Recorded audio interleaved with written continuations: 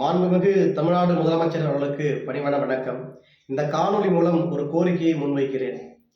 தமிழர்களின் முக்கியமான பண்டிகை என்பது பொங்கல். இதில் காணும் பொங்கல் என்பது கூடுதல் சிறப்பு வாய்ந்தது. இந்த பொங்கல் அன்று மதுபான கடைகள் திறந்த வண்ணம் இருக்கிறது.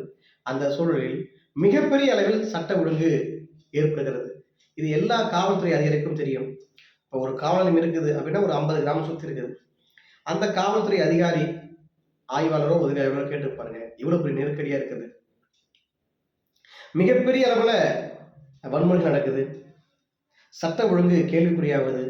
ஏன்னா மக்கள் ஒன்று கூடக்கூடிய இடத்துல இந்த போதை ஒரு மிகப்பெரிய சலசலப்பை ஏற்படுத்தி அந்த ஒட்டுமொத்த நிகழ்ச்சியுமே கெடுத்து விடுகிறது.